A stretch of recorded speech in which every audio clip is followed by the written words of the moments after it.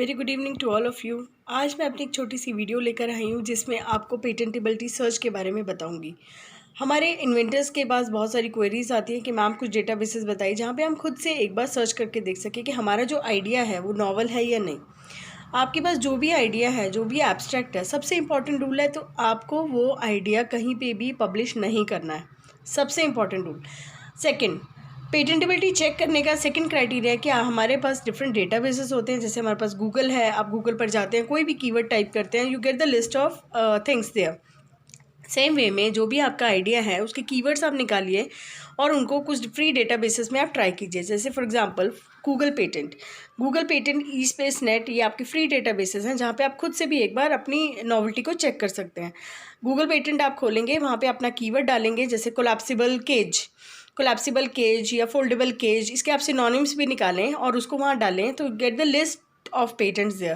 Now you match the abstract with the relevant patents. If you found that the invention is similar to your work which is already in the prior art, so we advise our client कि आप उसको थोड़ा modify करें, because अगर already चीज़ें present होंगी prior art में तो हम advise करते हैं कि आप उसको same चीज़ों को patent ना करें।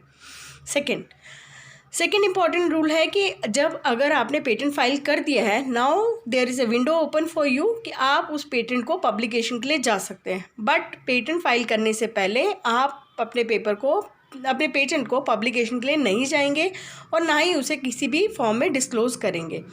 थर्ड क्राइटेरिया है आपका, अगर नॉवेल्टी चेक हो गई, सेकेंड फिर आप एक खुद से भी अपना पेटेंट ड्राफ्ट कर सकते हैं। बट बेटर है कि आप किसी लीगल अटॉर्नी को हायर करें जो आपकी ड्राफ्टिंग में पूरी हेल्प करता है। लीगल अटॉर्नी हायर करने से आपका फ़ायदा क्या होगा, वो आपके नॉवल पॉइंट फीचर्स को देखते हुए क्लेम्स बनाएगा, जो कि इंडिपेंडेंट क्लेम में हमारे सारे नॉवल फीचर्स को कवर करता है। ठीक है, because as a inventor you don't have a technical skills कि आपको ड्राफ्ट कैसे बनाना है। बिकॉज जब हम ड्राफ्टिंग करते हैं तो हमें बहुत चीज़ों का ध्यान रखना पड़ता है कि आपकी जो इन्वेंशन है सेक्शन 3 में तो फॉल नहीं कर रही है, सेक्शन 4 में तो फॉल नहीं कर रही है।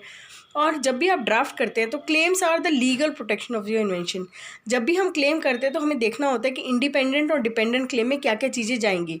तो वो चीज़ें हम अपने इन्वेंटर के साथ डिस्कस करके नॉवल फीचर्स को हाईलाइट करके उसके हिसाब से इंडिपेंडेंट क्लेम्स को बनाते हैं।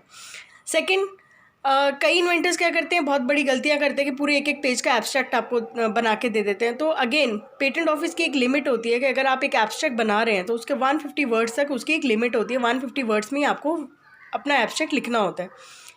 एब्स्ट्रैक्ट के अंदर टेक्निकल पॉइंट, मतलब टेक्निकल प्रॉब्लम का सॉल्यूशन आप बताएं, नॉवल फीचर्स को हाईलाइट करें और एप्लीकेशन क्या है उसको डालें। नेक्स्ट आपका है फील्ड ऑफ इन्वेंशन। जब भी आप ड्राफ्ट बनाते हैं तो फील्ड ऑफ इन्वेंशन एक इंपॉर्टेंट फर्स्ट हेडिंग्स होती हैं। डिफरेंट हेडिंग्स के अकॉर्डिंग आपको अपना डिटेल डालना होता है। Field of invention, summary, detail, description, उसके अंदर एग्जांपल्स, अगर बायो और केमिस्ट्री का है तो एग्जांपल्स जाते हैं, अगर केमिस्ट्री और बायो का नहीं है, मैकेनिकल इंजीनियरिंग है, तो we don't have to put examples in that detail description. उसके अलावा हमारी ड्राइंग्स आती हैं। ड्राइंग्स आपकी प्रॉपर्ली नंबर्ड होनी चाहिए और आप ध्यान रखें कि ड्राइंग्स के ऊपर कोई भी डिटेल टेक्स्ट नहीं होना चाहिए। फिगर 1, फिगर 2, फिगर 3 को डिस्क्राइब करें और उसका जो फिगर्स के नंबरिंग है, मतलब डिटेल इलस्ट्रेशन है, वो आपके डिटेल डिस्क्रिप्शन के ऊपर ज़रूर मेंशन होनी चाहिए। और फिगर्स को भी डिस्क्राइब करें आप डिटेल डिस्क्रिप्शन के अंदर। ठीक है, और उसके हिसाब से आप अपने क्लेम्स को ड्राफ्ट करें और फिर उसको एक पूरे 30 पेजेस के लिमिट में, हमारी एक लिमिट होती है कि आप अपने ड्राफ्ट को 30 पेजेस के अंदर बनाएं, जिसमें 10 क्लेम्स अलाउड होते हैं, और 30 पेजेस में उसको बना के आप नेक्स्ट प्रोसेस के लिए मूव करते हैं। That is called filing of the patents. जब हम पेटेंट फाइल करते हैं तो हमारे डिफरेंट फॉर्म्स रिक्वायर्ड होते हैं, जिसमें फॉर्म 1, फॉर्म 2 आपका कंप्लीट ड्राफ्ट होता है, फॉर्म 3 जो कि फॉरेन एप्लीकेशन के लिए एप्लीकेबल होता है। अगर आप बाहर एप्लीकेशन नहीं फाइल किए तो आप नॉट एप्लीकेबल लिखेंगे। और उसके अलावा आपको अगर पेटेंट एजेंट आपका एप्लीकेशन फाइल कर रहा है तो फॉर्म 26 की रिक्वायरमेंट होती है, POA जिसे हम बोलते हैं। अब अगर आप इंडिविजुअल हैं तो आप 1600 अमाउंट फीस पे करेंगे पेटेंट ऑफिस में और आप अपना पेटेंट सबमिट करेंगे। बट अगर वही पेटेंट एक लार्ज एंटिटी और यूनिवर्सिटी की तरफ से या कॉर्पोरेट की तरफ से फाइल हो रहा है तो उसकी जो फीस है वो 8000 रुपीज़ लगती है जब हम पेटेंट फाइल करते हैं।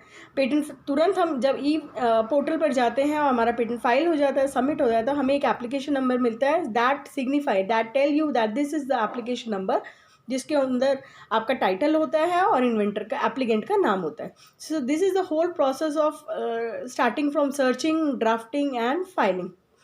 सो and and if you want to know more videos of related to my IPR work, so I really tell you to subscribe my channel and like my channel. So thank you for watching my video.